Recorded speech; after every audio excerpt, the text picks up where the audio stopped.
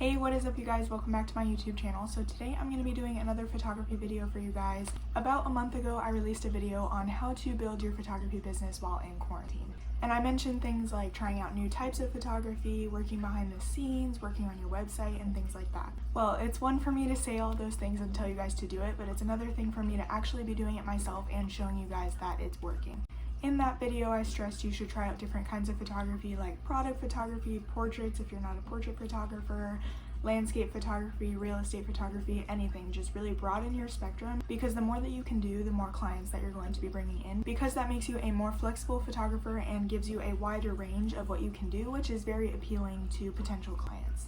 So the things that I'm going to be talking about today are things that you can do inside your home while staying safe and expanding your portfolio. Since my last video talking about this, I decided that I was going to jump into the realm of product photography. I decided to do this because some people are not ready to be going out and doing portraits, couples portraits, anything like that, which is totally fine. So I told myself if I can't be doing portrait photography, I need to be doing some other kind of photography to keep my business growing, and that led me to product photography. Now, let me just stress that product photography is a lot harder than it looks. There is a lot that goes into it, especially lighting, and I am not working with a professional studio or professional lights or anything like that. So it was definitely a challenge for me to figure out how to compromise for not having a professional studio. While it's harder than it looks, I believe that you do not need a professional studio to be doing product photography. You just need to get creative and work with what you have inside your house. And to prove that, I'm going to go ahead and include a video of me during my first shoot.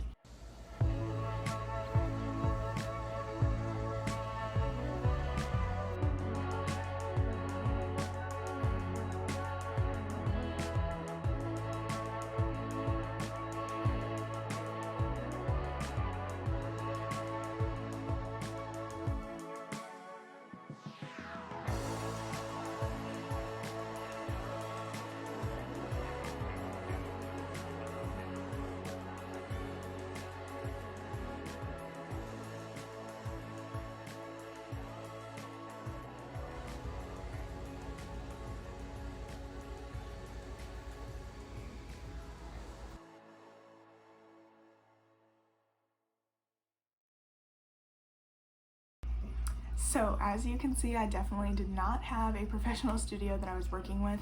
I was working with outdoor lanterns, the top of my fish tank using those LED lights, and I had a t-shirt pinned into the wall for my backdrop. And the table that I was working on was covered in puzzle pieces, so I definitely did not have a professional studio by any means, but considering the studio that I was working with, I am very proud of how the pictures turned out, and I'm really excited to see what I can continue to do in the future. Now, this video isn't only telling you guys about what I have been able to do in quarantine. I want to make sure that you guys are getting information out of this video and that you can be using this information to build your photography business. I'm going to give you some of my recommendations if you are going to jump into product photography like I did. I actually loved it so much more than I thought I was going to, so I definitely recommend trying it out. I'm going to give you guys my top 3 recommendations if you are going to be starting out in product photography. My first recommendation is to have good lighting. Now, I was not working with professional lighting by any means. I did not have studio lights or anything like that, so I would definitely recommend that you set up your shoot in front of a very large window so that way it provides a lot of light for you. Also, I would definitely recommend trying to get crafty with other lights to adjust your shadows.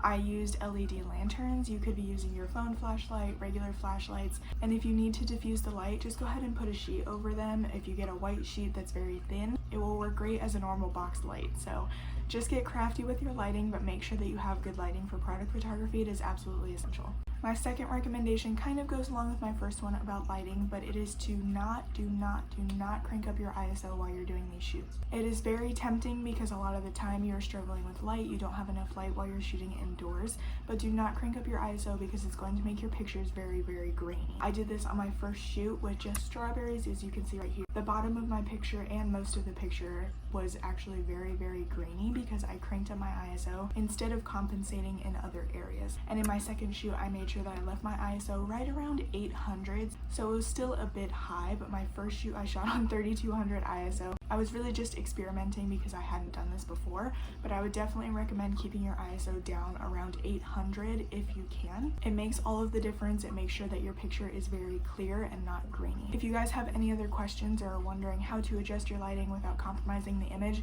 go ahead and check out my camera basics video. I explain how to adjust your ISO, your aperture, and your shutter speed to make your pictures the best that they can be. Also, a little side note, I always recommend shooting in RAW. Shooting in RAW will definitely help you in the editing process after you take the photos. As you can see, most of my photos are underexposed before I throw them into Lightroom or Photoshop. But when you shoot in RAW instead of JPEG, your camera saves more files, which allows you to manipulate the image further when you go in and edit it later on without compromising it. But my main second recommendation was to not crank up your ISO during these shoots. My third recommendation for product photography is to have movement.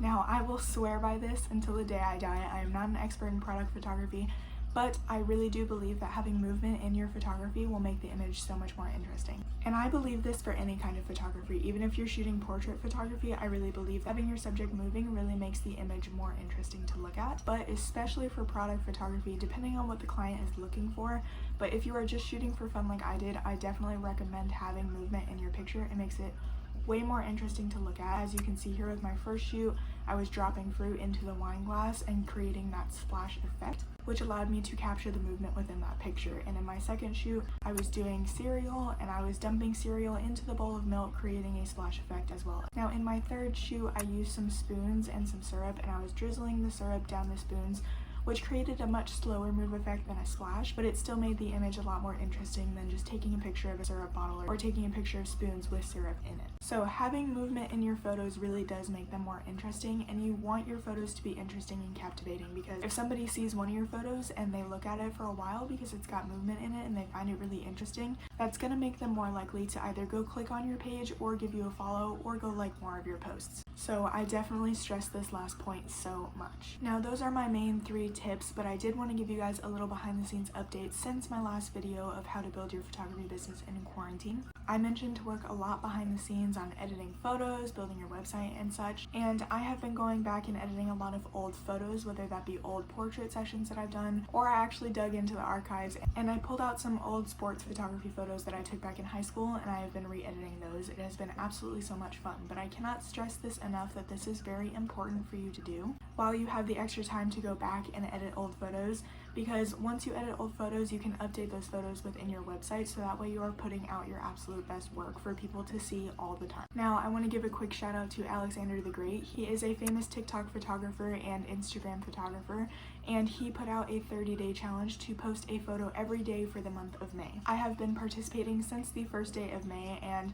it has really challenged me to continue to pump out content and really up my editing game and expand my portfolio. If I wasn't doing this 30-day challenge, I don't know if I would have tried as many things as I am doing. So I am very grateful that he posted this challenge and that I'm able to participate in it. I really recommend getting out of your comfort zone and trying new challenges, trying out different kinds of photography, because you are not going to get anywhere in your comfort zone. You guys really need to be pushing yourselves and pushing yourselves outside of your comfort zones and trying new things, because that is how you are going to grow your portfolio and grow your photography business. So that is all I have for you guys today. If you like this video, go ahead and give it a thumbs up and hit that subscribe button down below. It really does help to support my channel. And I really hope these tips are helping you guys out and giving you motivation to continue to grow your business. My goal is really to just get you guys motivated and building your business and breaking the mold. After my 30-day challenge in May is over, I'm actually thinking about doing another one in June on TikTok, so let me know if you guys think that is a good idea and if you would want to participate with me. As always, stay safe, and I will see you back here next Wednesday with another video. Bye guys.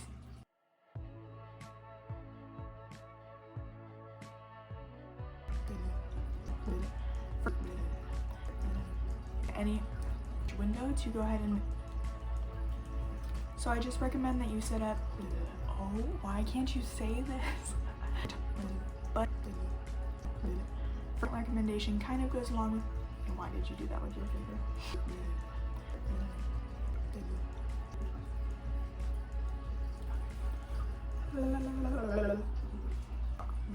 And I mentioned, wait,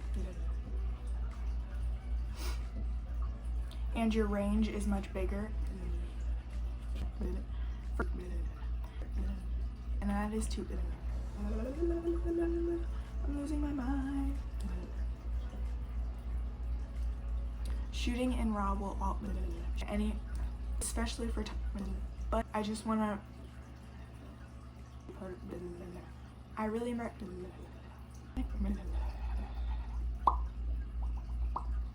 my second recommendation is, why is this so hard for you? Okay.